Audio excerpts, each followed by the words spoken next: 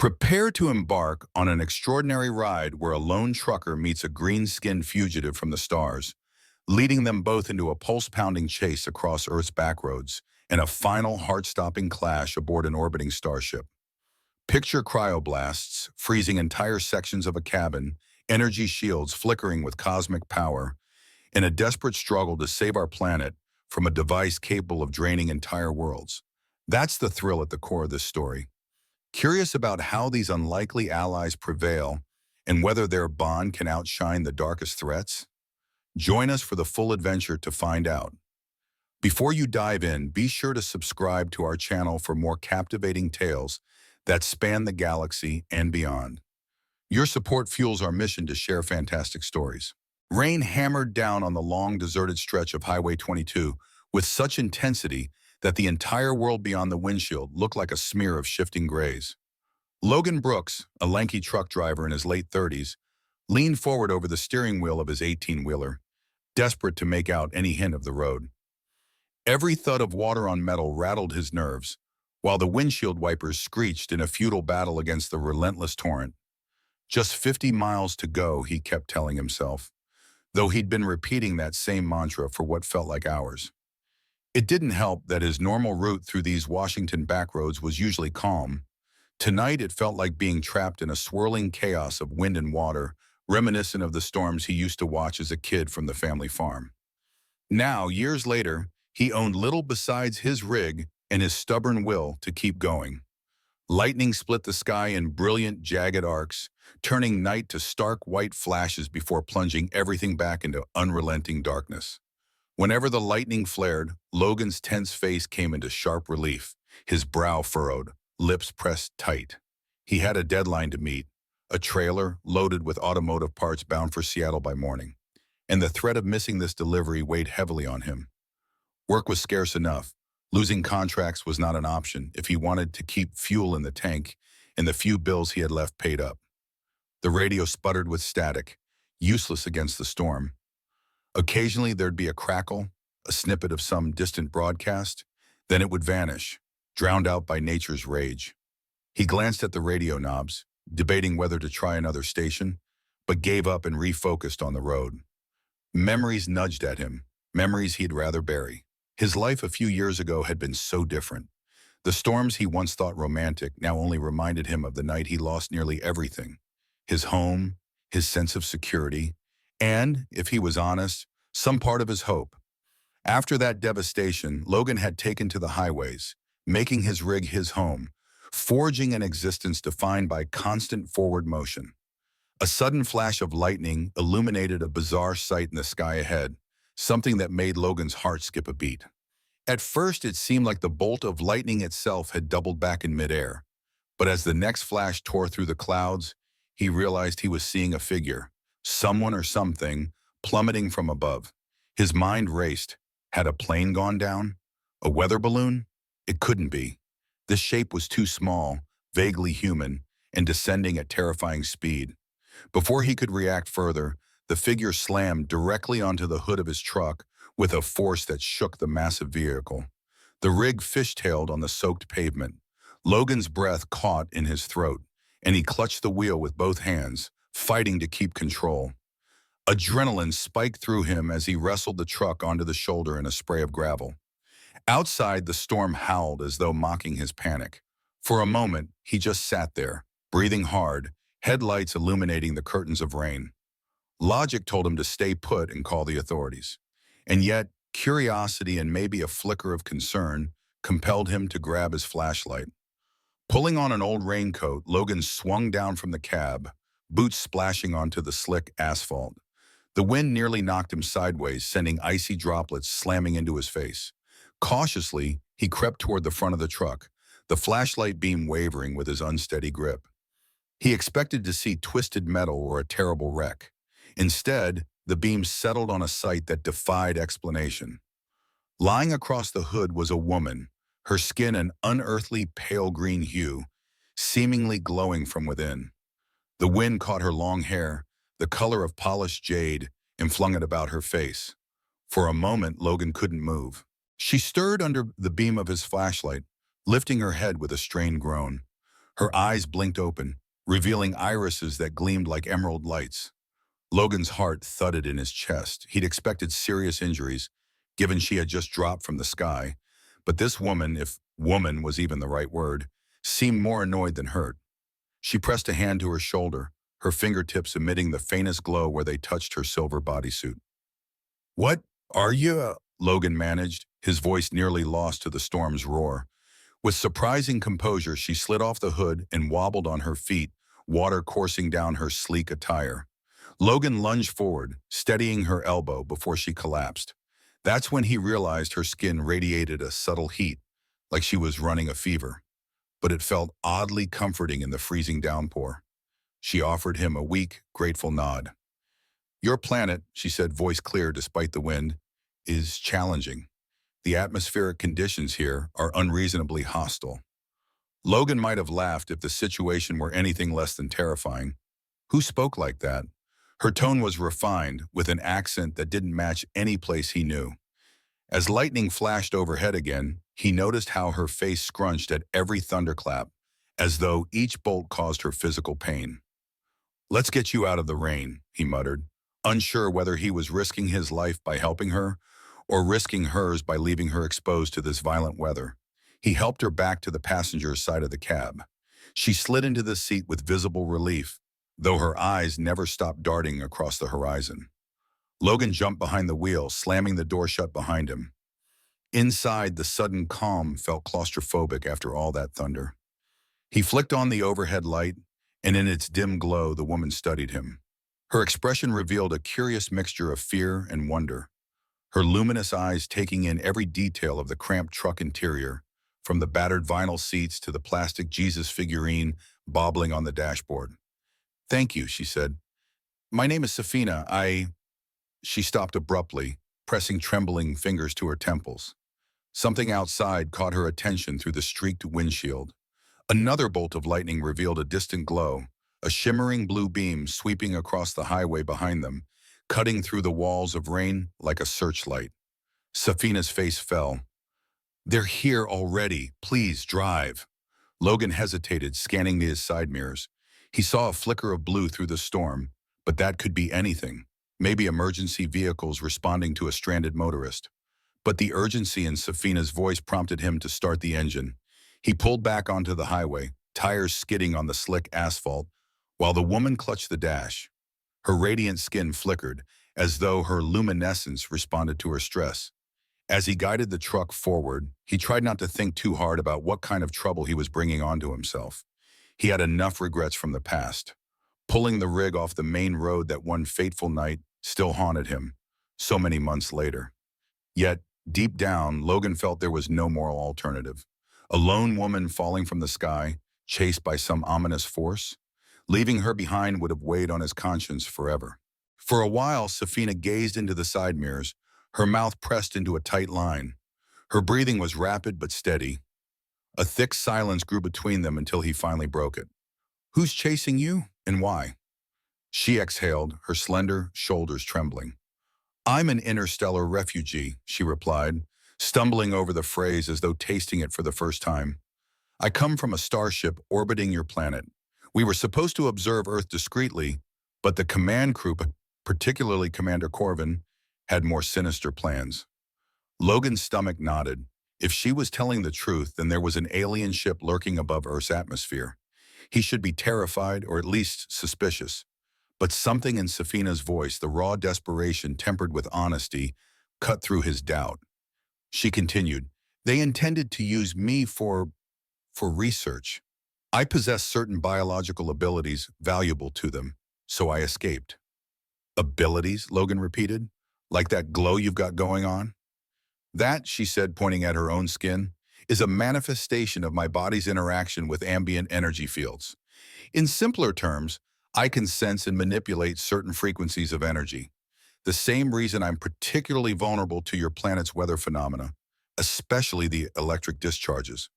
Lightning and the intense atmospheric fluctuations disrupt my body's equilibrium." He wasn't sure if he bought everything she was saying, but the memory of her pale green glow was impossible to ignore. Lightning snapped again, and she visibly shrank in the seat, hugging her arms around herself. Logan flicked the truck's heat up, noticing how the added warmth seemed to bring a bit of color, well, a bit more brightness, to her cheeks. "So this Commander Corvin is after you?" Logan said, scanning the murky highway ahead. "That's who's shining those searchlights around?" "Corvin is ruthless," she responded. "He believes in scientific progress at any cost. I discovered that my people, my homeworld, might be in grave danger if his plans proceed. He wants to test a device called the Meridian Core on Earth, harnessing entire planetary energy fields for profit." Logan let out a breath he didn't realize he was holding. "Sounds like something from a bad sci-fi novel," he muttered, shaking his head. Yet here she was, huddled in his passenger seat, radiating an otherworldly glow. The evidence was too tangible to dismiss as a hoax. Another shimmering beam streaked across the sky, and Safina tensed. "You have to understand," she whispered. "I would never endanger your world on purpose. But if Corvin finds me, he'll do anything to get the technology he's after. He cannot be allowed to experiment freely, especially not here." Logan exhaled slowly. "Well, I know these roads. There's a small mountain route leading to my cabin. It's off the grid and secluded. We can hole up there until the storm passes and figure out your next move." As soon as the words left his mouth, he wondered if he was making another bad decision. Getting involved in clandestine alien conspiracies sure wasn't on his daily to-do list. Yet his conscience wouldn't let him do otherwise. And as they drove deeper into the pouring darkness, something about Safina's quiet resolve rekindled a protective instinct he thought he'd lost. Maybe it was the way she regarded him, not as a mere bystander or a pawn, but as a person she desperately hoped she could trust. Soon the downpour lessened, tapering off into a steady drizzle that clung to the pine trees lining the road. By the time Logan turned onto the narrow gravel path leading up a forested incline, the worst of the storm had moved on, leaving behind a swirling mist beneath the tall evergreens. Dawn was still a few hours away, and in the faint glow of the truck's headlights, everything appeared spectral. The battered mailbox at the entrance to his property looked like a lonely sentinel in the haze. "Home sweet home," Logan murmured as he pulled to a stop in front of his cabin. It wasn't much, a single-story structure of weather-beaten wood perched at the edge of a dense stand of Douglas firs. He'd inherited the place after a relative's passing, fixed it up enough to live in, but never bothered with too many renovations. It was remote, which suited him just fine. Safina peered through the windshield, brow creased. "This place feels calmer," she noted. "The air is clear of urban pollutants, and I sense fewer electronic disturbances." "That's the idea," he said. "No neighbors for miles." He stepped out first, scanning the tree line. Years ago, he'd installed motion-sensitive floodlights and a basic security camera rig, but the storm must have knocked out the power or the cameras entirely. There was no light flicker, no beep of connection. An uneasy prickle at the back of his neck told him something was off. He grabbed a flashlight from the side compartment, its weak beam barely cutting the fog. Safina, sensing his tension, slipped out of the cab.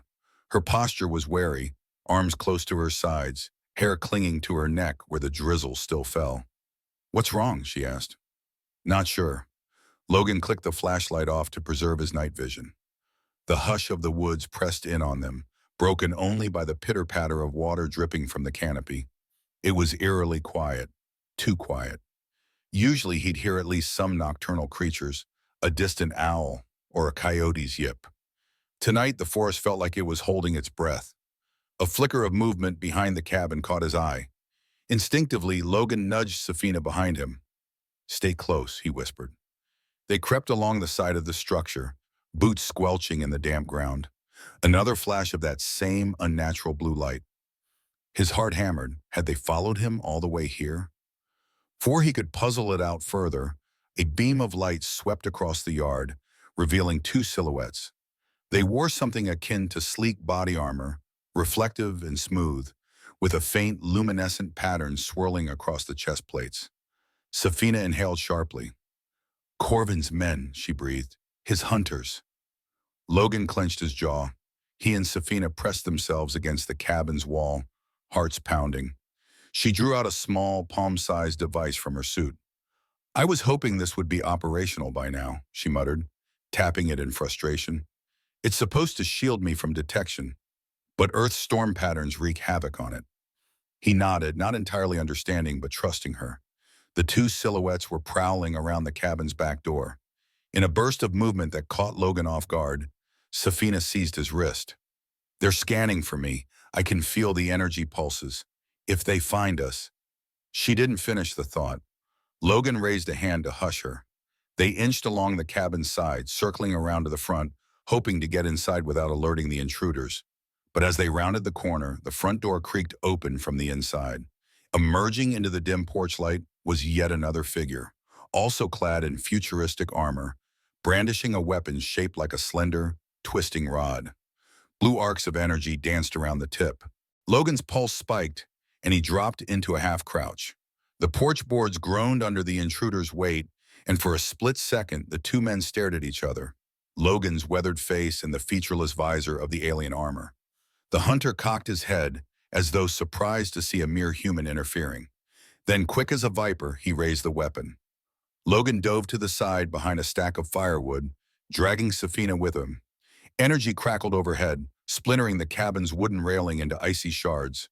A strange hissing filled the air, and Logan realized the beam had somehow flash-frozen the wood, causing it to crumble like glass. Safina pressed her back against the cabin's outer wall, panic etched into her features. "That's a cryo-pulse rifle," she whispered hoarsely. "One hit could freeze your tissues instantly." "Great," Logan growled. "Any chance you can do that glowy lightning trick on them?" She shook her head, face taut with regret. "I'm depleted from traveling through the storm. I need time to recover, or a significant energy source." He scanned the yard, trying to formulate a plan. The two other silhouettes were circling around, converging at the front. If they pinned him and Safina, there'd be no escape. He rummaged in his jacket, fingers closing around the cold metal of a revolver. He wasn't a fan of firearms, but living in remote areas had taught him caution. Yet he doubted his bullets would penetrate that advanced armor. "Stay down," he ordered Safina. Rolling out from cover, he fired 2 shots at the nearest intruder. The bullets sparked off the armor, leaving only faint scratches. The alien hunter responded with a glancing cryoblast that froze the ground inches from Logan's boot. He scrambled back, cursing under his breath. If that aim had been more precise, he'd have lost a foot. Suddenly, one of the intruders staggered, head jerking upward as though receiving a command. Then, with a measured step, he advanced on the porch, presumably to flush them out. Logan saw a chance. He gestured for Safina to dart around the side while he created a distraction. He hurled a chunk of frozen wood toward the second hunter, who reflexively shifted to aim at the moving object. The momentary confusion allowed Safina to slip inside through the front door. Logan followed her, heart hammering. Inside, the cabin was cast in shadows, only faintly lit by a single kerosene lamp he'd left by the window. The intruders wouldn't need bright lights. They seemed equipped with advanced optics. The battered living room, with its worn-out sofa and the small television from another era, offered limited cover. Safina crouched behind a bookshelf. "If we can just—" She paused, wincing as though in pain. Her hand drifted to a slim silver cylinder at her belt. "I have a device that can channel ambient energy, but it won't function if the local power grid is inactive." Logan ground his teeth. "We're off-grid out here. That was the point." Another blast shook the walls. One of the windows shattered, letting in a swirl of cold, damp air. A hunter's visor shone in the gap, scanning the interior. Logan recognized the face behind the tinted mask. Well, not the face exactly, but the stance, the posture. It was the same alien who'd fired on him outside, one of Corvin's hunters, no doubt trained to track and capture. Time slowed. Logan locked his gaze on the visor, and the intruder leveled the weapon. Safina's urgent voice rose behind him. "Duck!" Logan dropped to the floor, hugging the carpet. As he did, Safina pulled out a small, crystalline object from a hidden pocket in her bodysuit. It glimmered bright green in the half-light. With a ragged breath, she pressed her palm against it. A surge of energy erupted around her, visible as a swirling aura that flared in vibrant emerald. The wave caught the intruder mid-shot. His cryopulse went wide, freezing a corner of the ceiling. Then, with an agonized grunt, he stumbled back from the window, dropping his rifle. Safina's face contorted in concentration, her body shaking under the strain of channeling so much power while still weakened. "Go!" she stammered. I can't hold this level for long. Logan seized the moment, darting out onto the porch. The intruder who'd lost his weapon was convulsing on the ground, pinned by some invisible force. Another one, the third hunter, rushed in from the left, raising a pistol-like device. Logan dove behind an overturned wooden bench as another cryoblast shot overhead, crystallizing the porch railing. From inside the cabin, Safina cried out, and the shimmering aura flickered. She was struggling to maintain it. Logan scrambled to his feet. Without thinking twice, he rushed the second hunter, tackling him around the midsection. The alien was strong, nearly throwing Logan off, but the trucker's momentum carried them both back against a porch column. The pistol skittered across the frozen boards. The intruder fought with inhuman precision, landing a blow on Logan's ribcage that made him gasp. But Logan managed to land a solid punch to the side of the helmet, cracking something. Sparks spat from the visor, and the intruder slumped, disoriented. Seizing that chance, Logan pried a strange metallic baton from the hunter's hip holster. Safina stumbled out onto the porch, breathing hard, the crystal clutched to her chest. Her green aura had almost vanished, replaced by flickers of light that ran erratically up her arms. She spotted the first hunter, recovering from the stun, grabbing for his dropped cryo rifle. "No, you don't," she exclaimed, mustering another burst of energy. A tendril of greenish electricity arced across the porch, causing the rifle to spark and short-circuit. The hunter cursed in a language Logan didn't recognize, then lurched upright. He eyed the battered porch, the two humans, one with a stolen baton, the other flickering with alien power, and seemed to evaluate his odds. Behind him, the second intruder lay inert, possibly unconscious. The first hunter took a step back, raising an arm to tap a device on his belt, likely a comlink. Realizing they couldn't afford reinforcements, Logan lunged, jabbing the baton forward. A pulse of energy, blue this time, surged from the baton's tip. The hunter's armor glowed momentarily, then he went rigid. Letting out a guttural noise, the alien collapsed, twitching. Panting, Logan looked at Safina. She swayed, exhausted. "We need to go," he managed, stepping to her side. "They'll have more. They always have more." She nodded, leaning heavily on him. "We can't stay." Inside, the cabin was a wreck of shattered wood, half-frozen furniture, and swirling dust that caught the glow of Safina's aura. Logan grabbed an emergency duffel from the closet, one he kept packed with spare clothes, medical supplies, and essentials for exactly this kind of crisis, albeit he never dreamed it would be an alien invasion crisis. He stuffed some extra batteries, a flashlight, and a few protein bars inside.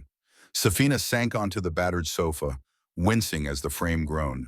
She still clutched the crystal, which now emitted a dull glow. "This artifact," she explained, voice trembling, "it's partially what Commander Corvin wants. It's called the Meridian Core Shard, a fragment of a larger device capable of tapping planetary energy.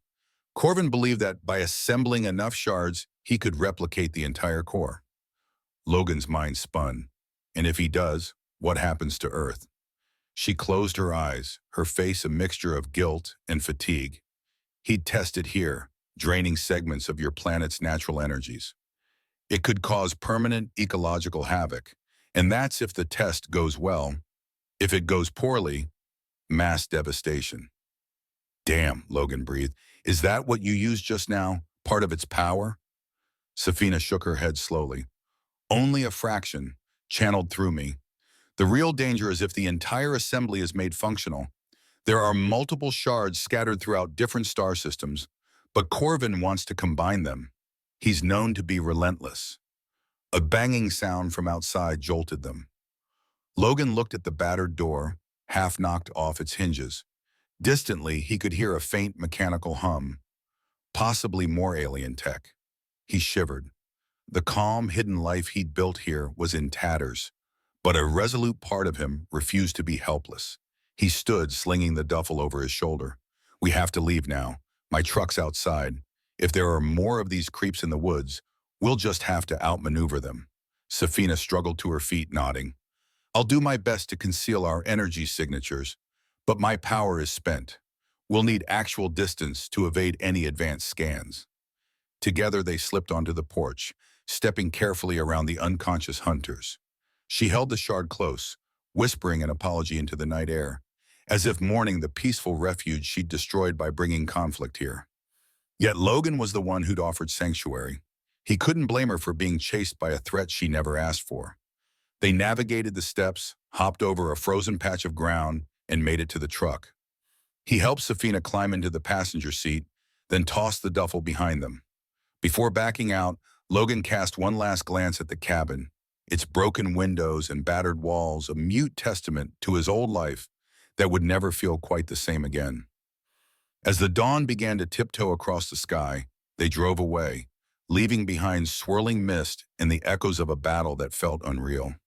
Safina leaned against the seat, eyes closed, her luminescence dimmed to faint embers. Logan's heart pounded with a mixture of fear, anger, and a curious protectiveness toward this strange, luminous woman. They'd survived the night, but what lay ahead was bound to be even more dangerous. Commander Corvin's forces wouldn't rest, not while the shard remained out of their grasp. Neither Logan nor Safina had a real plan, only the desperate urge to outrun a threat that seemed to loom above them like a vengeful storm. Yet for all the uncertainty, something else flickered in the quiet space between them. An unspoken understanding that they would face this together, however insane it all seemed. In that lonely stretch of wilderness, dawn arrived, painting the sky in soft hues of pink and pale gold, as if offering a fragile promise that new beginnings might still be possible, even for two souls from different worlds. The sun was climbing higher as Logan guided his rumbling 18-wheeler down a winding service road that cut through dense pines. The morning light revealed a landscape still sodden from the storm, with puddles the size of small ponds reflecting the pale sky. In the passenger seat, Safina had dozed off, forehead pressed to the window, her breathing shallow. From time to time, a faint glow traced lines beneath her skin, flickering across her cheeks and temples. Logan tried to keep his eyes on the road, but worry kept gnawing at him. She looked utterly drained, her earlier bursts of brilliance now muted to a tired shimmer.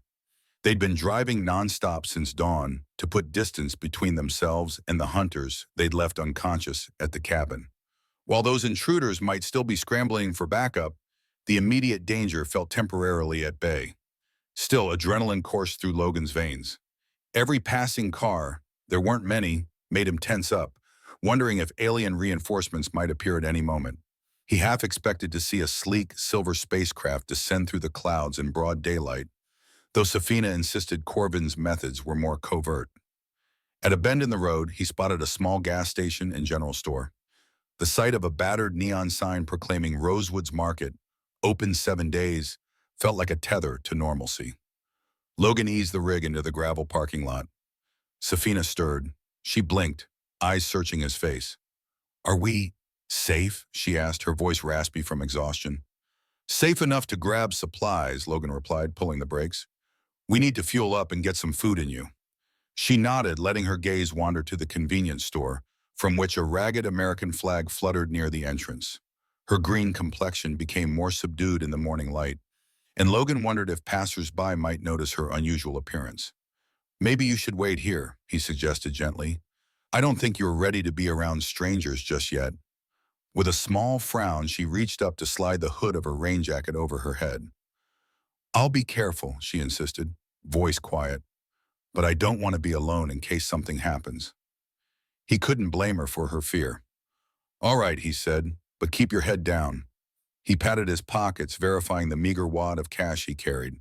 Credit cards left too many paper trails, and the last thing they needed was to be tracked by any alien or human authorities trying to figure out why a green-skinned woman was traveling with a trucker in rural Washington. Safina followed him out, stepping gingerly onto the wet gravel. She pulled the hood tighter around her face, her hair concealed, only the tip of her nose and her luminous eyes peeking out. Logan gave her a nod, and they made their way inside the store. Fluorescent lights hummed overhead, and an older clerk, name tag reading Beatrice, greeted them with a nod and a bored smile. "Morning," Logan said, trying to sound casual. He grabbed a basket and headed for the shelves stacked with chips, jerky, energy bars, canned goods. Safina hovered near the door, scanning the aisles as though each display were a new marvel. He tossed in a couple of sandwiches from a cooler, some water bottles, and packs of trail mix. Simple foods, but enough to tide them over if they had to run again. At the register, Logan placed the items on the counter, intentionally avoiding eye contact with Beatrice so she wouldn't feel inclined to chat. But small towns being what they were, the clerk sighed with that brand of politeness that always leads to conversation. "Drove a big truck in here," she said, scanning a bottle of water. "Didn't figure we'd get much business so early." "Early start for me," Logan replied, trying to keep it short. Beatrice shrugged. "Hard-working truckers keep us in business." "Where you headed?" "East," he lied, handing her the cash. "Might stop off in the next town for a job." Behind them, the bell above the door jingled. Safina whirled, eyes wide, as two men in dark jackets entered. They looked ordinary enough, unassuming haircuts, stoic expressions. But Logan's heart kicked into overdrive. Something about them felt off. Their postures were too rigid, their glances too alert. He forced a smile at Beatrice, grabbed the bag of groceries, and tilted his head toward Safina. "Thanks," he said tersely. Then under his breath, he murmured to Safina, "Let's go." But the two men had already positioned themselves near the chip aisle, casually blocking the path to the exit. One began scanning the store's small interior. Logan felt Safina inch closer. He could sense her trembling. "Morning," called the taller of the two men, nodding at Logan and Beatrice. "Hell of a storm last night. You folks do okay?" Beatrice shook her head. Town's power flickered, but nothing too bad. The man flicked his gaze at Safina, who pulled her hood down further. Logan's pulse pounded. He needed to keep walking, act normal, get back to the truck. They stepped forward, and the man shifted just enough to keep them from passing easily. "Y'all traveling through?" he asked, polite on the surface, but with an undercurrent of interrogation. "We are," Logan said flatly, trying not to meet the man's eyes. "In a hurry, actually. Gotta be somewhere." Sure, just making conversation." The man offered a thin smile. Slowly he stepped aside, allowing them to pass. His partner, still near a rack of candy bars, watched them with a too intense stare. Logan's throat was dry. He gave a curt nod and ushered Safina through the door. The second they were out, he noticed the men's reflection in the store window. They were moving to the entrance, apparently planning to follow. "Move," he whispered, hustling Safina across the gravel lot. She broke into an awkward run. He half expected to see flash weapons or a cryoblast at any moment, but the men remained inside. Possibly they were just normal folks suspicious of strangers, but Logan doubted it. He helped Safina into the cab and flung the groceries behind the seat. With trembling hands, he started the truck. The two men emerged from the store's front just as the engine roared to life. To Logan's alarm, they began speaking into small earpieces. "Tighten your seatbelt," he told Safina. "We're leaving now." Logan pulled out of Rosewood's Market with a screech of tires on wet gravel, the big rig swaying momentarily. Safina gripped the dashboard, her hood falling back. The men in dark jackets hurried to an unmarked sedan parked around the corner. For a few tense seconds, Logan thought they'd chase them right there, but the sedan didn't immediately pull out. "They have a tracking device of some sort," Safina said shakily. "Or a communication link. Corvin's agents might not all be in advanced armor. They can blend in." Logan pressed his lips together, checking his side mirror. "We can't stay on the main roads. They'll have more people out there." He pulled onto a small side road, deliberately skirting the town's center. The farmland opened up ahead, a patchwork of misty fields and old barns. From time to time, the rig bounced over uneven asphalt, jostling them in their seats. Safina stifled a gasp of pain when they hit a rough patch. She clutched at her abdomen, and the shard she'd kept hidden pressed against her side beneath the jacket. "You all right?" he asked, alarmed. "Just tired," she said, her greenish skin looking paler than usual. The strain of channeling energy last night must have taken a heavier toll than she'd let on. "I need rest soon." They continued for miles, passing ghostly pockets of morning fog that rolled across the fields. Logan kept checking the mirrors, half expecting that unmarked sedan to appear, or worse, one of Corvin's aerial crafts hovering overhead. But the horizon remained eerily peaceful. Finally, they caught sight of a rundown roadside motel, the Maple Pine Lodge. Its sign flickered in and out, missing at least 2 letters. Hardly a 5-star establishment, but Logan felt a glimmer of relief. The parking lot was mostly empty, just a couple of beat-up cars near the office. perfect for blending in. He idled the truck behind the main building, out of sight from the highway. Safina sat up, wincing. I'll keep the hood on. My glow's faint, but I still look unusual. Better than being out in the open, Logan said, scanning the dingy surroundings. A single-window AC unit rattled against the motel office wall, and a lone vending machine buzzed under a flickering fluorescent lamp. We'll pay cash. Keep it low-key. She nodded, but he noticed her eyes darting to the sky again, as if expecting the glimmer of a starship or the hum of an alien engine. If we stay here, we should also check for signs of trackers on the truck, she murmured. They can plant small devices. I'll do that, Logan answered. Right now, you need to get inside, maybe get some real sleep. Leaving the rig by a row of scraggly shrubs, they walked to the office. A bored-looking manager leaned on the counter, clearly unimpressed to see a trucker with a bedraggled, hooded figure in tow. But he barely glanced up from his phone as Logan asked for a room. The fewer questions asked, the better. He paid in cash, grabbed the key, and led Safina to a musty room at the far end of the courtyard. Inside, the smell of disinfectant hung in the air like a stale cloud. Two narrow beds took up most of the space, accompanied by a small TV set perched on a rickety dresser. The walls were a washed-out beige, scuffed by who knew how many previous guests. Safina scanned the cramped quarters, her luminous eyes reflecting a cautious curiosity. It's not fancy, Logan muttered, dropping the motel key on a chipped nightstand. But it'll do. She swallowed, nodding. In truth, I've only read about places like this in your cultural databases. We always studied Earth from afar. A wry smile tugged at the corner of her lips. Ironic how I only get to experience it firsthand when I'm fleeing for my life.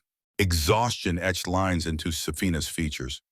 Logan noticed the slump in her posture, the trembling of her shoulders each time she drew a breath. He grabbed one of the water bottles, twisted off the cap, and handed it to her. She sipped gratefully. Get some rest, he said. I'll take first watch. Safina sank down on the bed furthest from the door, the mattress spring squeaking in protest. She fidgeted with the hood, then decided to discard it altogether, letting her jade-green hair tumble free. The drab motel lighting caught the strands, giving them a subdued sheen. She glanced at Logan. I'm sorry, she managed. He frowned. For what? For bringing you into this. Her gaze flicked to the door. You had a life, quiet and away from trouble. Now it's disrupted because I happened to land on your truck.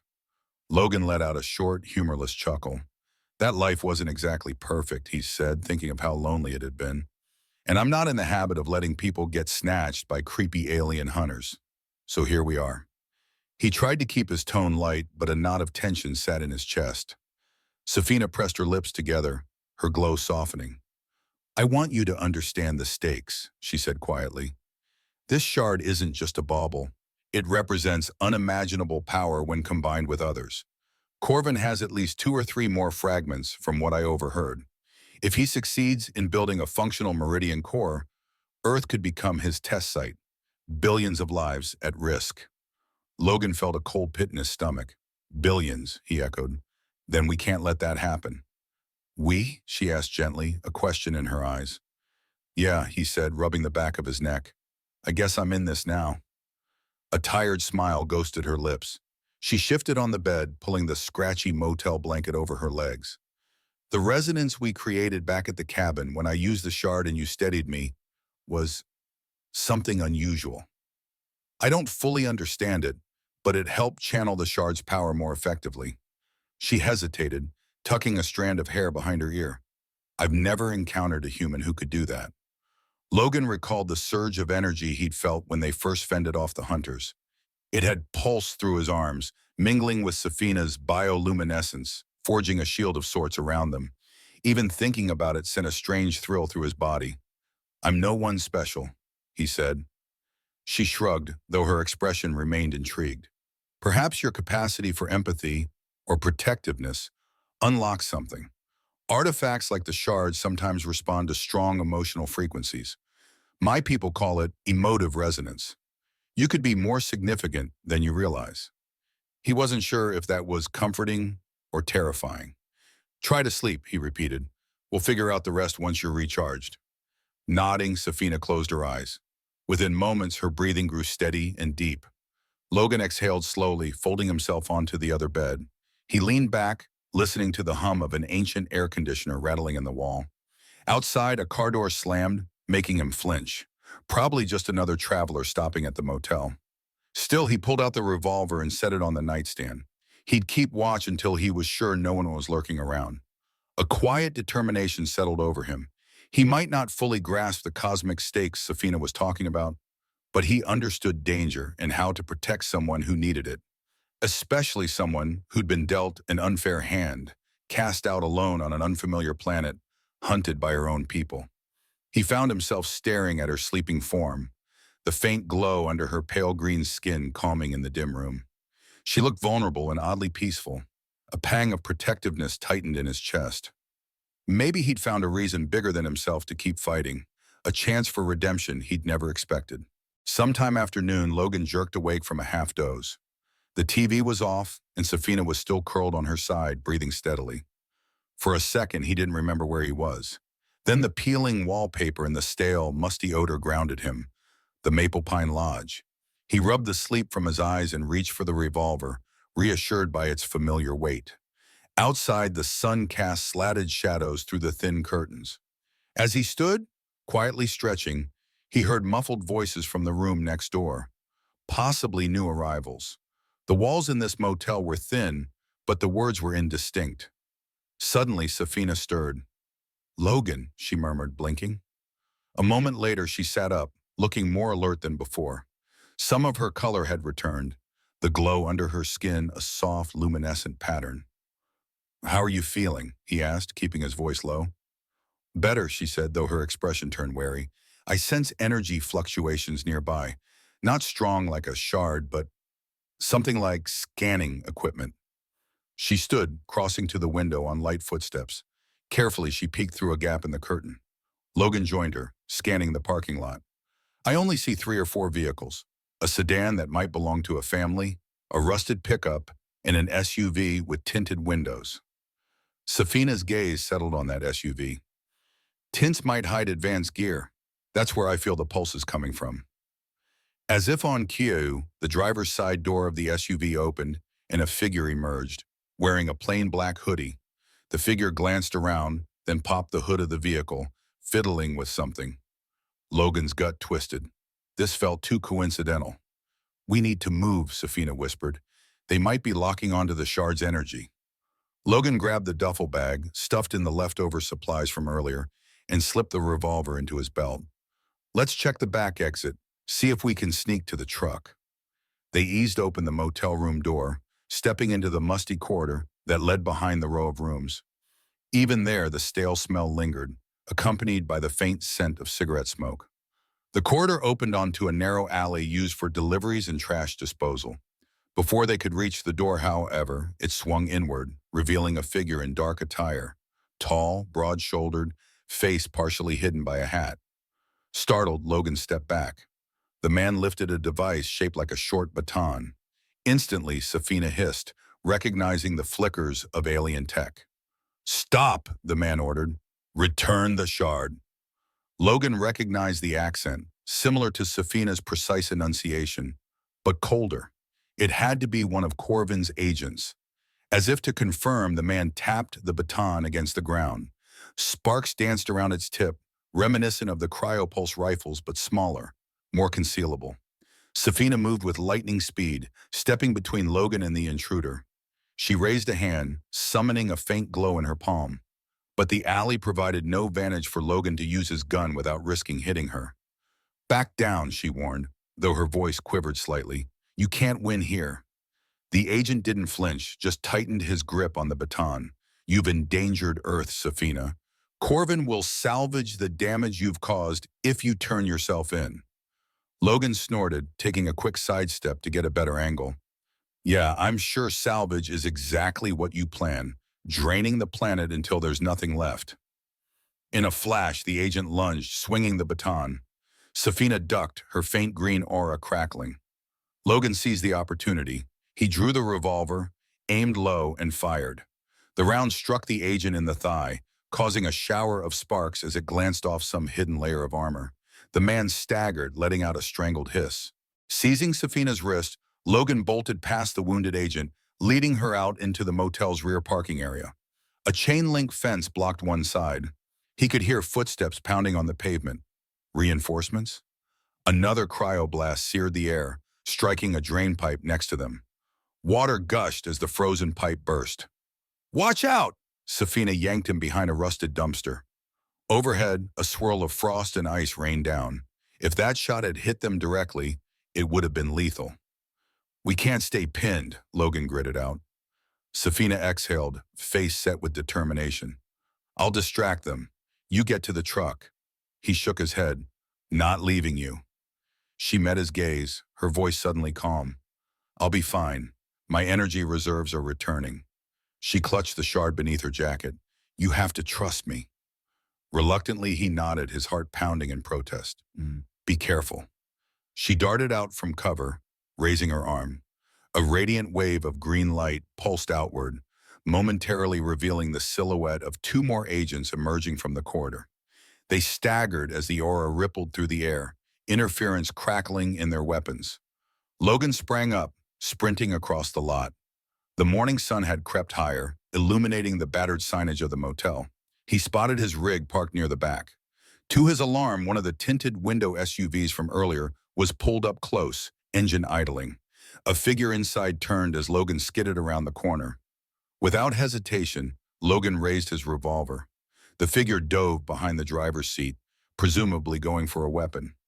Logan fired once at the front tire, blowing it out. The SUV lurched, canted on its rim. Smoke and sparks flew. In the reflection of the side mirror, he glimpsed Safina's blazing aura in the motel alley. One agent flew backward into a wall. Another was on his knees, convulsing. She was holding her own, but how long could she sustain such power? He clambered into the truck's cab, jamming the keys into the ignition. The engine roared to life. Gripping the wheel in sweaty palms, he maneuvered the massive vehicle around the motel's tight corner.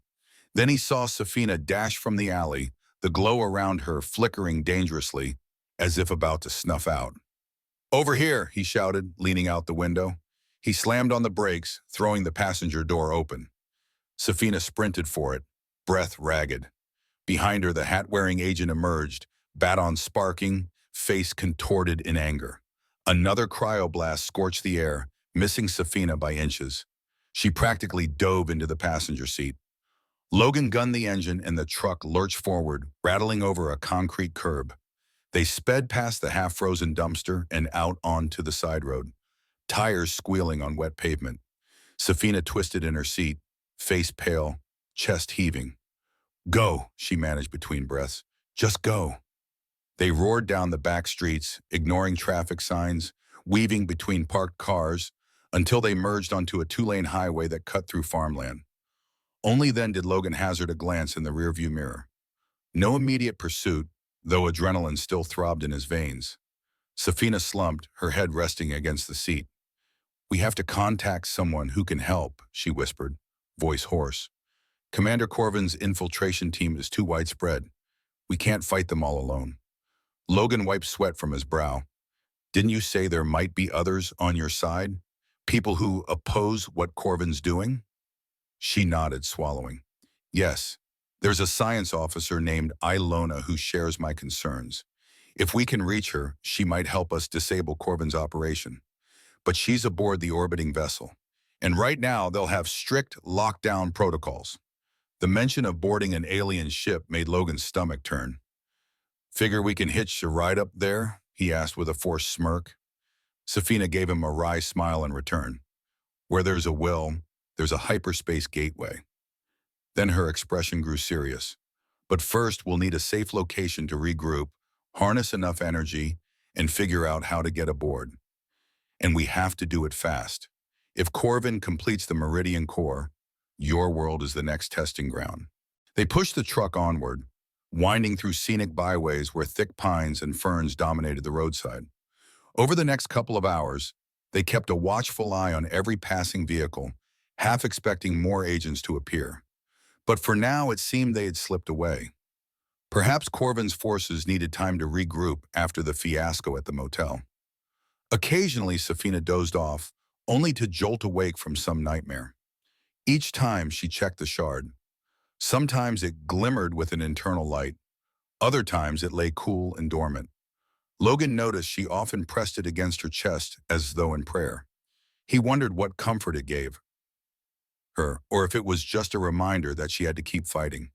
Around midday, they stopped at a rest area to plan their next steps. Logan spread a paper map, he preferred old-school navigation, across the hood of the truck. Safina stood beside him, arms folded against a chilly breeze, studying the spidery network of roads. I recall that near Mount Freya there's rumored to be a covert observation outpost, she said, tapping her finger on a forested region. It's one of several sites we use for field research. If any of my allies are planetside, that's where they might be. Logan followed her fingertip. Mount Freya rose in the southwestern part of the state, near remote wilderness. That's a lot of rough terrain, he pointed out. Logging roads, steep passes, but it's secluded, which works in our favor. Safina nodded, the wind tugging at her jade hair. We'll be harder to track, and if we can locate this outpost, maybe we can send a secure transmission to Alona. Worth a shot, Logan agreed. He folded the map, glancing around to ensure no one was eavesdropping.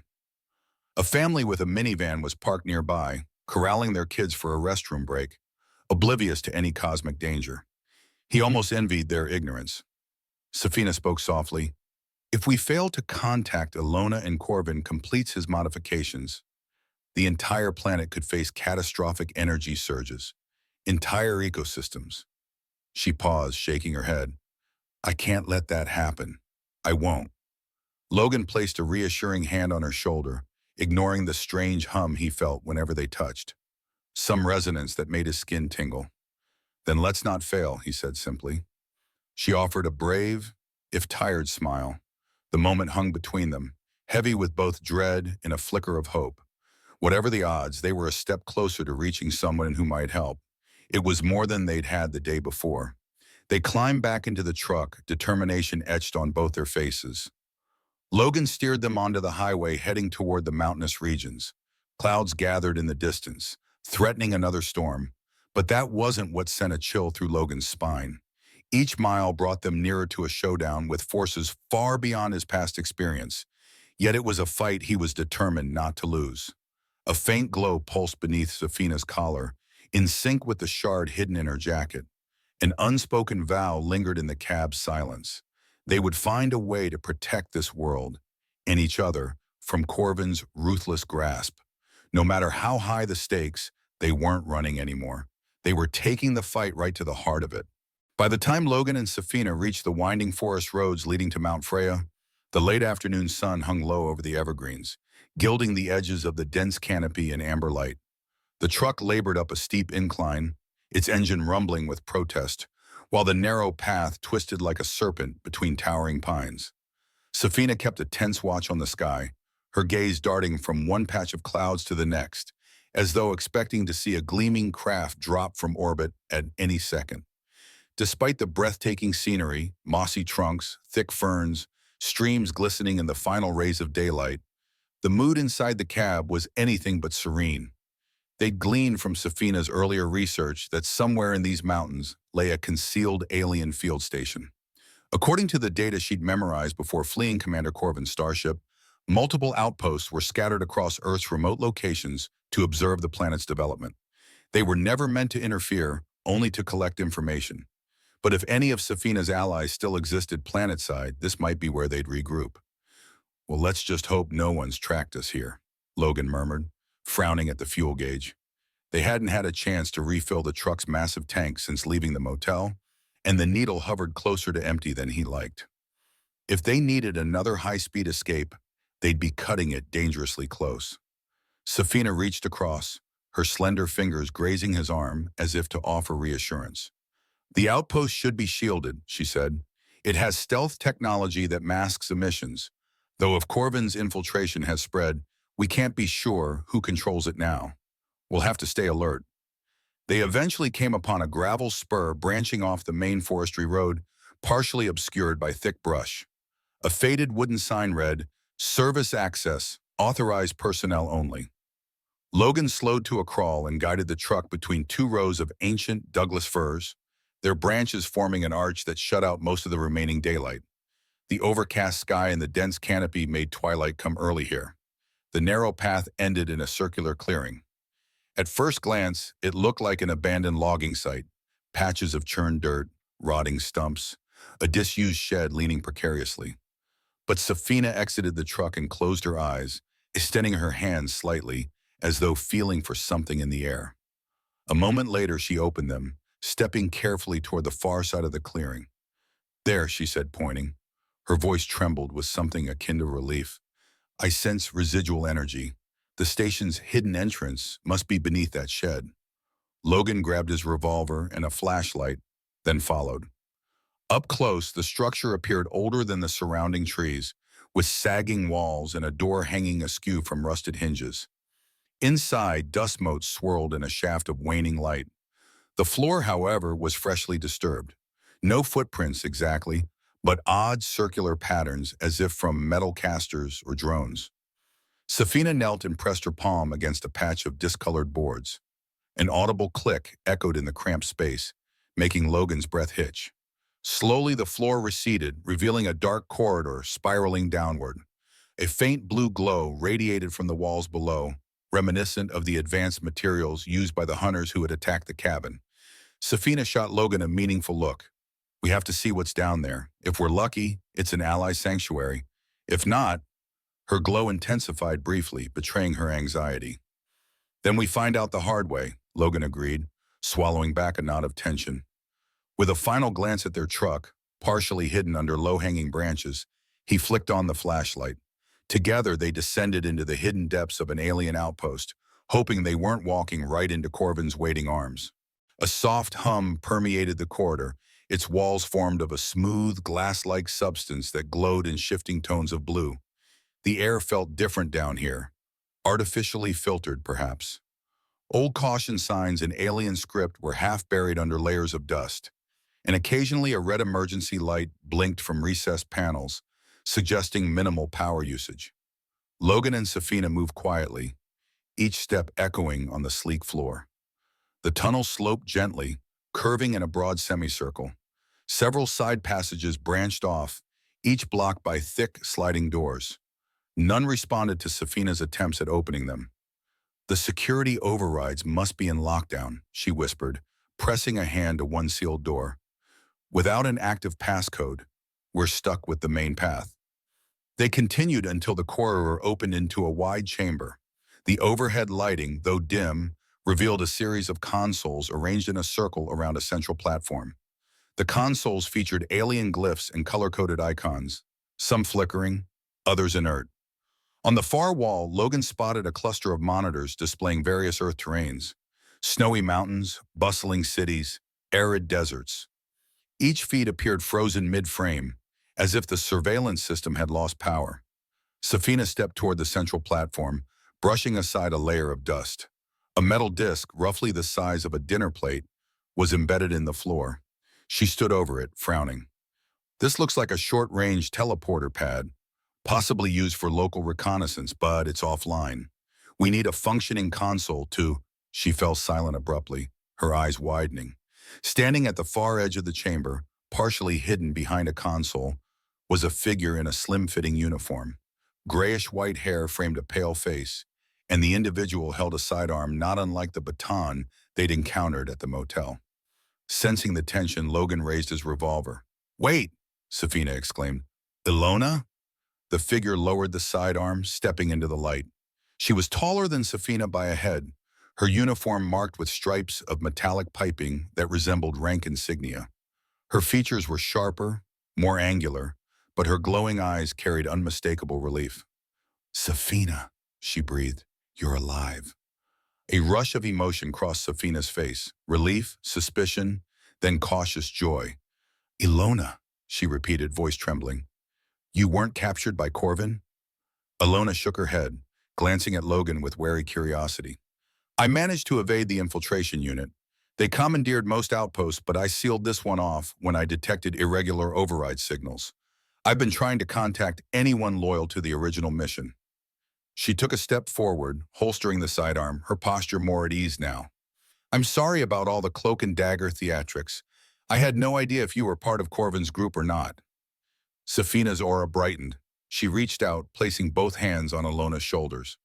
I feared the worst, she admitted softly. Corvin has grown so powerful so quickly. I only escaped thanks to Logan. She gestured to him.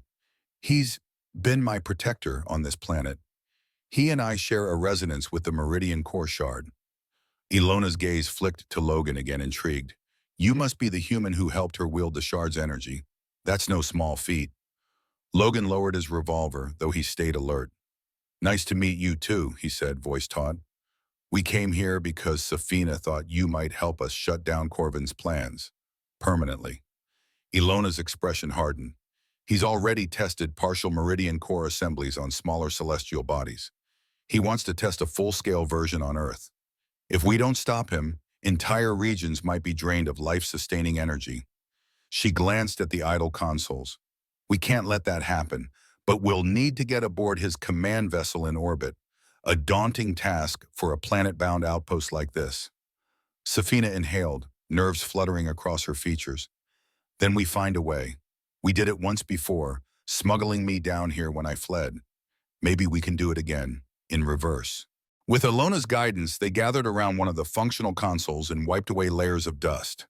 The interface flickered, alien script shifting into half-readable English, thanks to a half-installed translation routine. Ilona's slender fingers danced over the controls, inputting commands to bring systems online. Overhead lights began to brighten, and the hum in the air rose in pitch. Security protocols remain locked, Ilona explained. Corvin's infiltration team likely changed the core passcodes, but I've managed to activate local power. Her gaze slid to Safina. We'll need your shard to boost the outpost transmitter. If we can contact a sympathetic officer aboard the starship, someone not under Corvin's thumb, we might establish a covert beam-up. Safina hesitated, touching the Meridian Core Shard through her jacket. Its energy is powerful, but I've only channeled it a few times, and always at great risk. Logan's presence stabilized me, but every use drains us both. A flicker of surprise crossed Alona's face. Both of you? Fascinating. Emotional resonance fields typically tax only one participant. That suggests a deeper bond between you. Logan's cheeks warmed, though he tried to maintain his stern focus. Let's just say we've been improvising. If hooking this shard up to your system can get us onto that ship, I'm game.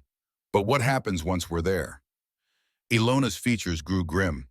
Corvin's command deck sits at the core of the orbital vessel. He'll have a squadron of hunters loyal to him, plus advanced drones. However, if we disable the primary reactor with a targeted surge, like the kind the shard can deliver, we can force an emergency lockdown. That would prevent the Meridian Core from activating. Safina nodded, the gears clearly turning in her mind. And if we're in control of that lockdown, we could theoretically sabotage the entire power grid, or even force them to land. That's the idea, Ilona said. Oh, yeah, I see it. But you'll have to be swift. Once the meltdown sequence starts, the crew will attempt to regain control. We'll need any loyal officers to stand down the hunters and keep the rest of the starship's systems stable enough to avoid a catastrophic crash. Logan felt a lump in his throat. Sounds like we're blowing up a hornet's nest. Fine, let's do it. He glanced at Safina, her luminous eyes reflecting a mix of fear and determination. Just promise me we'll both walk away from this in one piece. She offered a trembling smile. I promise to try. Ilona tapped a few more keys, then nodded toward the center platform in the room. Place the shard in that cradle. She pointed to a small metal housing near the teleporter disk. I'll configure the consoles to draw its energy. Once the transmission link is established, we'll see if we can contact an officer named Arono. He's one of the few who might defy Corvin openly. If he agrees to help, we'll have one shot at teleporting aboard. Safina slipped the shard from under her jacket, revealing its crystalline facets shimmering like captured moonlight. She set it in the cradle, and an immediate pulse of greenish gold light coursed through the cables. Logan exhaled slowly, remembering the jolt of power he'd felt when they fought side by side. Even from a distance, he sensed a faint vibration in his bones, as though the shard recognized him. Connection stabilizing, Ilona murmured. Hang tight. This could get bumpy. The chamber lights dipped, then flared brighter than before, as if the outpost itself inhaled a deep breath of cosmic power. On the overhead monitors, static gave way to a scrambled image of a spacecraft interior, a large command deck dotted with crew members dressed in similar uniforms to Ilona's. The words "incoming transmission" scrolled across one panel in bright red. Ilona keyed in a series of commands. "Arono, do you read?" she said into the console's microphone. "This is Ilona at Outpost 4 Freya. I have Safina with me. Corvin's infiltration is advancing faster than we feared." For a heart-stopping moment, there was only silence. Then the monitor flickered, and a tired-looking officer appeared, short-cropped hair and a bruise darkening his temple. He glanced around nervously, as if verifying his surroundings. "Ilona, by the stars, I thought the infiltration team had you." Ilona's expression softened with relief. "I'm safe, but not for long. Are you still loyal to our core mission?" Arono's gaze flicked to the side, as if someone might overhear. "Of course. Corvin's people have seized command centers across multiple decks. We're under emergency orders to prepare the Meridian core for a planetary test. Some of us are resisting, but he's threatened to vent entire compartments if we don't cooperate." Safina stepped forward, voice firm. "Arono, we need immediate transport aboard. We have the shard. We believe we can disable the entire system if we access the main reactor. But we'll need you to handle the security overrides." Arono's brow furrowed. "That's madness. Corvin has his best hunters up here. But I'll do whatever it takes. Meet me at the teleporter junction on Deck 5, Section Omega. I'll try to open a path, but hurry, they're close to finishing their final calibrations." Ilona nodded grimly. "Understood. Stay safe." She cut the transmission, then pivoted to Safina and Logan. "This is it. Arono's risking his life. We'll have to move quickly once we arrive. You have only one shot at surprising them." Logan swallowed hard, adrenaline surging. "Then let's not waste it." With a few more keystrokes, Ilona reconfigured the teleporter disk. The overhead lights dimmed again, replaced by a swirling pattern of cerulean energy that filled the circular platform. Safina removed the shard from its cradle and clutched it to her chest, waiting for Logan to join her. Their eyes met, and in that silent exchange, they acknowledged the risk. They might not return. Then together they stepped onto the disk. Ilona raised her hand in a parting salute. "I'll follow you once the system recharges," she said. "Give me 5 minutes to recalibrate." "Understood," Safina replied. An electrical surge rippled through the air. Logan's vision blurred as though someone pulled a veil across it, and every cell in his body seemed to vibrate in unison. Then the chamber vanished, replaced by a flash of brilliant white light. When his vision cleared, Logan found himself standing in a cramped corridor of the starship, the walls composed of that same smooth, organic metal. A faint siren whooped in the distance, and overhead strips of neon blue light flickered erratically. Safina gasped softly, still holding the shard. They had arrived. The final confrontation with Corvin was only steps away, somewhere in the labyrinth of corridors and sealed hatches. Logan felt the weight of Earth's fate press down on him, but he squared his shoulders, forcing a steely resolve. They would either stop Corvin here or die trying. The corridor branched left and right, each passage curving in a wide arc, typical of alien design that favored smooth lines over sharp angles. Safina tapped a panel on the wall, and a holographic map flickered into view, though it stuttered under partial system failure. She recognized enough landmarks to pinpoint Deck 5, Section Omega, about 2 hallways away. They moved cautiously, footsteps echoing on the polished floor. Occasionally, flickers of overhead lighting cast their shadows in elongated shapes across the walls. Down one stretch of corridor, they saw signs of recent combat, scorch marks from cryoblasts, and a crumpled maintenance drone leaking coolant. Safina's lips parted in a silent gasp. A figure slumped against the wall, clad in a torn uniform. Logan hurried over. The officer was alive but barely conscious, frosted patches across his arm as if cryo-burned. He blinked wearily, focusing on Safina's green-hued face. You're the one," he murmured. "The runaway." Safina crouched. "I'm here to stop Corvin," she said gently. "We have a plan to disable the Meridian core." A faint smile ghosted across the officer's lips before he passed out. Safina exhaled, pressing a comforting hand to his shoulder. Then she rose, her face set with renewed determination. This entire deck must be under siege.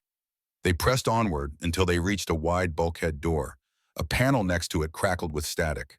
Safina tried the manual override, but it stayed locked. Behind them, footsteps approached. Rapid, purposeful. Logan raised his revolver, expecting the worst. Instead, a familiar voice hissed, "Down, quickly!" They turned to see Arono panting, sweat beading his forehead. He waved them into a small alcove behind a strut. The moment they ducked out of sight, two hunters in sleek silver armor strode past, scanning the area with specialized visors. Their elongated weapons hummed, exuding a faint glow reminiscent of the cryotech used on Earth. Once the hunters disappeared around a bend, Arono gestured for Safina and Logan to follow. He led them to a secondary door that hissed open under his authorized passcode. The room beyond was a maintenance bay, cluttered with tools and half-disassembled panels. "You made it," Arono whispered, relief plain on his face. He nodded at Logan's sidearm. "You'll need that. Corvin's personal guard is stationed at the main reactor." Safina clutched the shard. "What about you? We'll need the access codes to sabotage the system." Aronos patted a handheld device clipped to his belt. "I've got them, but once I open that route, Corvin will know we're here. Be prepared for immediate confrontation." Logan adjusted his grip on the revolver. "We can handle it. Just get us close enough to do damage." Arono motioned them to a console in the corner of the maintenance bay. On its display, a cross-section of the starship's reactor core glowed in ominous red. The core's central chamber is off-limits, except to top-tier personnel. Corvin likely has a console near the reaction chamber where he's finalizing the Meridian assembly. Our plan is to flood that chamber with the shard's disruptive energy, forcing a shutdown. Safina nodded, her eyes reflecting a swirl of green luminescence. "If we do it right, we'll paralyze Corvin's entire operation, but the feedback might be immense." She glanced at Logan. "I'll need you to anchor me again, like before." He felt his heart twist. The memory of that raw surge of energy at the cabin flashed through his mind. "I'm with you," he said simply, ignoring the knot of fear in his gut. Arono braced himself, then keyed in a sequence of commands. "I'm unlocking the passage to the main reactor. This is the final step. There'll be no turning back." With a collective breath, they prepared to confront the darkest threat in the entire starship. Corvin himself, the Meridian Core's near-complete assembly, and an army of hunters ready to defend it. The reactor corridor stretched ahead, bathed in throbbing red light that pulsed in sync with the ship's power core. Alarm klaxons wailed, and in the distance, half a dozen crew members lay prone on the floor, subdued or worse. The deeper they went, the more oppressive the heat and the rumble of machinery became, as if the vessel itself were groaning under the tension. At a final bend in the corridor, they saw the main entrance to the reactor chamber. Heavy blast doors stood open, revealing a vast, spherical chamber with catwalks crisscrossing its interior. At the center, a shimmering device was suspended by thick cables, a swirling amalgam of crystals, metal rods, and energy conduits radiating a ghostly light. Even from this distance, Logan recognized a similarity to Safina's shard, though magnified 100-fold. Near the device, a tall figure in elaborate armor stood. His pale skin shone with an unnatural sheen, and his shoulders bore insignias of high rank. It could only be Commander Corvin. He oversaw a group of hunters adjusting consoles, each wearing a smaller version of the silver armor. Across the catwalk, a battered officer, likely forced labor, input commands under duress. Arono cursed under his breath. "They're nearly done with the final calibrations." Safina squared her shoulders, turning to Logan and pressing the shard into his hands. "When the time comes, I need you to channel with me. You focus on a strong emotion, fear, hope, anything, but hold on to it. The shard will amplify it." He swallowed hard, remembering how it had felt when they first discovered the resonance, like bearing his soul to an alien force. "Got it," he said. Arono moved to a side console near the door, keying in a code that locked down emergency shields. Instantly, klaxons changed pitch, and the overhead lights flickered. Corvin and his hunters reacted as one, spinning around. Their gazes landed on Arono, Safina, and Logan, and the corridor erupted in chaos. Shots rang out. Logan fired at the nearest hunter, but the bullets ricocheted off the gleaming armor. Meanwhile, a cryoblast struck the wall beside him, coating it in rime. Arono ducked behind a pylon, returning fire with a sidearm. In the midst of it all, Safina advanced toward the central device. Luminous aura flaring around her, two hunters moved to intercept, brandishing energy batons. She dodged one strike, unleashing a green-tinged bolt that staggered her attackers, but more reinforcements closed in. Commander Corvin lifted a weapon shaped like a slender spear. "Safina," he called, voice echoing across the chamber. "You meddle in forces beyond your comprehension. Return the shard, and I might spare this world." "Your lies won't work anymore," she spat, summoning another burst of energy that arced across the catwalk. It struck Corvin's spear, generating a flash of sparks. Logan saw an opening. Heart pounding, he dashed forward along the catwalk's edge. A hunter stepped in front of him, raising a rifle. Logan hurled himself onto the deck, sliding across a patch of metal slick with condensation. The shot went high, smashing into an overhead pipe. Steam hissed out, blinding the hunter temporarily. With a grunt, Logan scrambled, planting a foot on the railing to leap closer to Safina. She stood, eyes blazing, the shard clasped tightly in her hand. "Now, Logan," she cried over the din. He pressed his hand over hers, feeling the shard's pulse. An intense wave of heat and light erupted between them, swirling in a vortex of emerald and gold. He poured every ounce of determination he had into it, his resolve to protect Safina, to save Earth, to defy the fear that had once ruled his life. The Meridian assembly at the chamber's center reacted violently. Bolts of energy shot off in random directions, striking consoles and catwalk supports. Crew members ducked for cover. Corvin roared in anger, trying to shield his face from the explosive sparks. Safina and Logan's combined resonance bore down on the device, forging a link with the partial shards embedded in Corvin's machinery. The entire chamber shook. On the monitors, power levels spiked to critical. Arono, from his vantage, yelled, "You're destabilizing the core! You have to release it, or the explosion could tear the ship apart." Logan met Safina's gaze.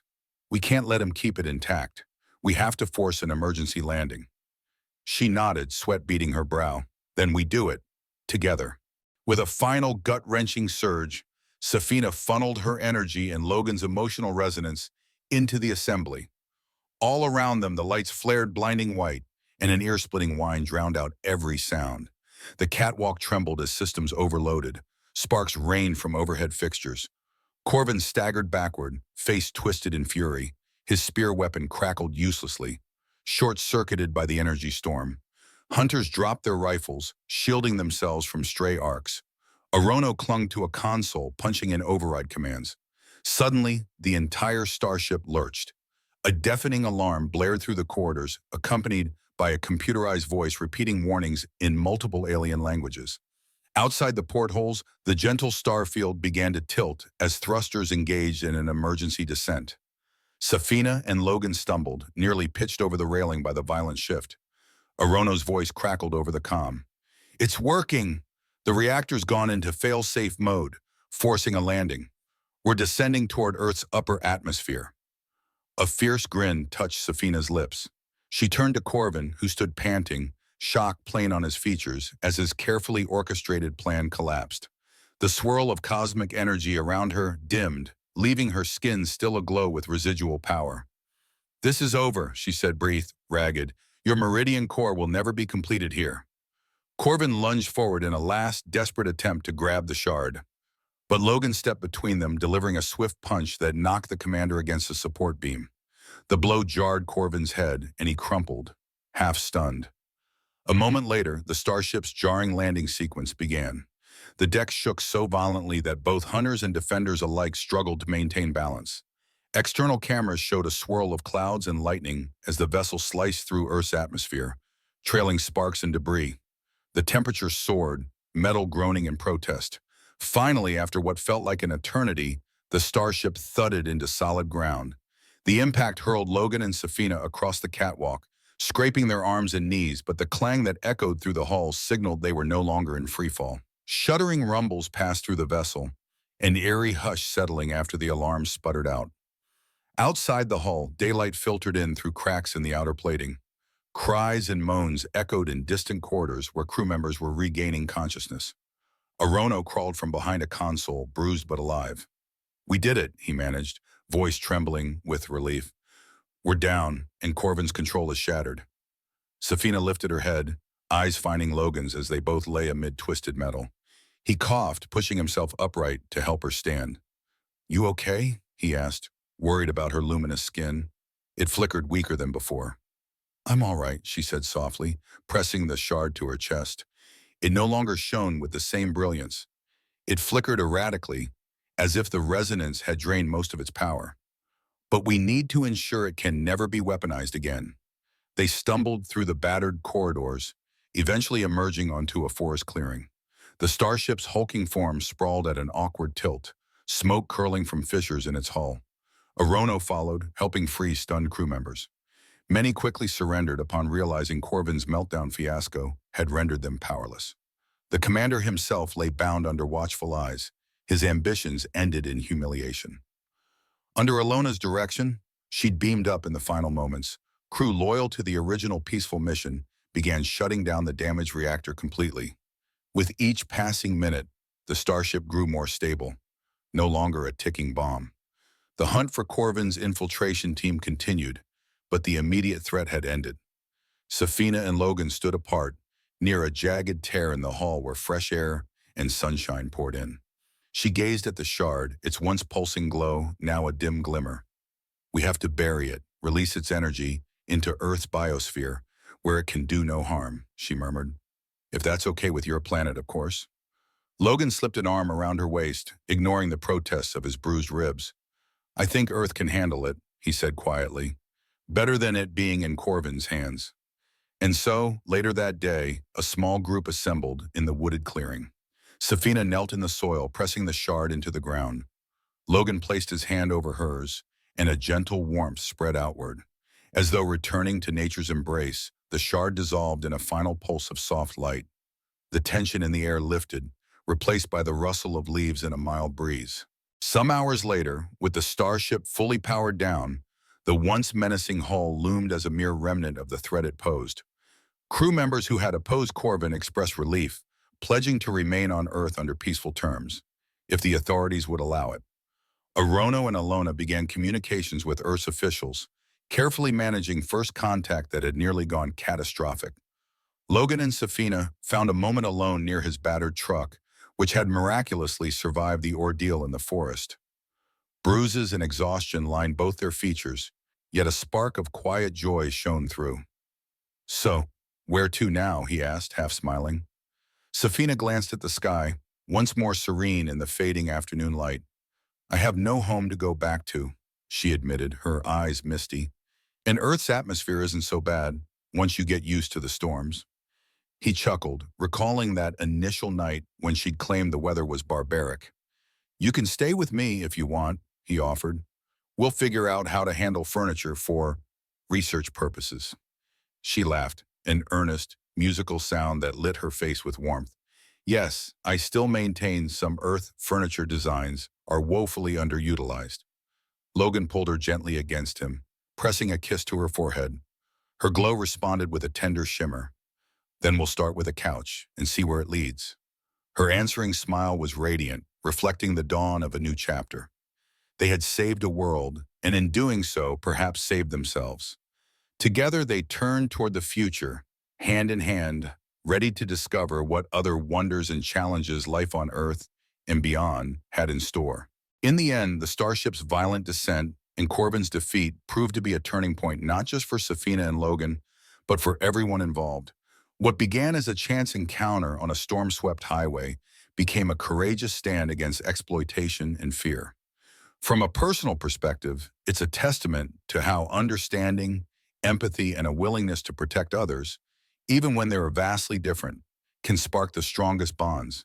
As life settles into a new normal, we see possibilities for open dialogue between Earth and the surviving alien crew, maybe even forging partnerships that push both worlds forward. Thank you for joining this incredible journey. We invite you to comment and share your thoughts on the story's twists, characters, and themes. Your insights make our storytelling community richer and more vibrant.